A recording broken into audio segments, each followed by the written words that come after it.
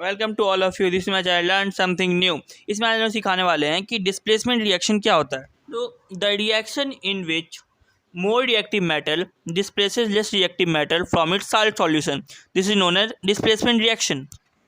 For example, copper sulphate plus iron gives rise to copper plus iron sulphate.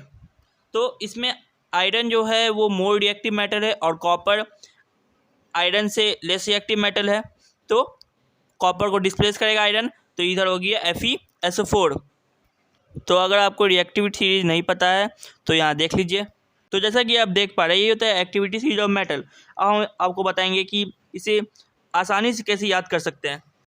तो इसका एक trick है, तो देखिए, कहिए बाग कैसे ना मिलेगी अल्लाह जन्नत, आयरन नी सेन प्रताप है कौन, होगी अर्जेंटीना औरत, लास्ट में प्लेटिनियम।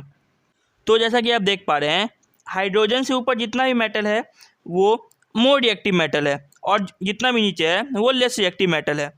जैसा कि हमने डिस्प्लेसमेंट रिएक्शन में पढ़ा था कि मोर रिएक्टिव मेटल जो होता है वो लेस रिएक्टिव मेटल को डिस्प्लेस करता है। तो ये आपको आना ज़रूरी है, यही ट्रिक है।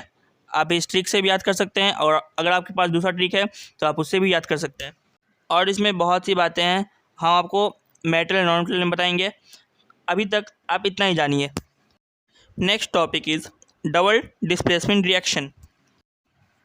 अ reaction in which two reacting ionic compound exchanges their corresponding ion is known as double displacement reaction. मतलब कि ऐसा रिएक्शन जिसमें कि दो आयोनिक कंपाउंड जो होगा ना वो एक्सचेंज करेगा। जैसे for example AgNO3 plus NaCl, अब आयन का एक्सचेंज हुआ तो NaNO3 प्लस AgCl हो गया। ठीक है ना एग्जाम्पल। अब ये जो है BaCl2 और H2SO4 में, इसमें आयन का चेंज हुआ तो HCl प्लस BaSO4 हो गया। और BaSO4 होता है में वाइट प्रेसिपिटेट रिएक्शन में जो बताए थे, वाइट प्रेसिपिटेट। न्यूट्रलाइजेशन रिएक्शन होता है ऐसा रिएक्शन जिसमें कि एसिड और बेस रिएक्ट करता है और साल्ट और वाटर बनाता है। For example NaOH plus HCl gives rise to NaCl plus H2O। इसमें मेरा NaOH बेस है, HCl एसिड है, NaCl साल्ट है और H2O वाटर है। तो न्यूट्रलाइजेशन रिएक्शन होता है ऐसा रिएक्शन जिसमें कि एसिड और बेस रिएक्ट करता है और साल्ट और वाटर बनाता है। Take another example, ZnO plus H2SO4 gives rise to ZnSO4 plus H2O। ZnO मेरा बेस है, H2SO4 सल्फ्यूरिक एसिड मेरा एसिड है, ZnSO4 जिंक सल्फेट मेरा साल्ट है और H2O तो वाटर है। तो यही है मैं न्यूट्रलाइजेशन रिएक्शन, एसिड और बेस में रिएक्ट किया और साल्ट और वाटर बना। Exothermic reaction, reaction in which heat is giving out, ऐसा रिएक्शन जिसमें कि हम लोग हीट देते हैं उसको एक्सोथर्मिक रिएक्शन बोलते हैं। हमने आपको बताया था कि कार्बन में ऑक्सीजन मिलाएं तो कार्बन डाइऑक्साइड मिला और लॉट ऑफ हीट जो है वो इवॉल्व कर रहा था चेंज इन टेम्परेचर में, तो वही है एक्सोथर्मिक रिएक्शन।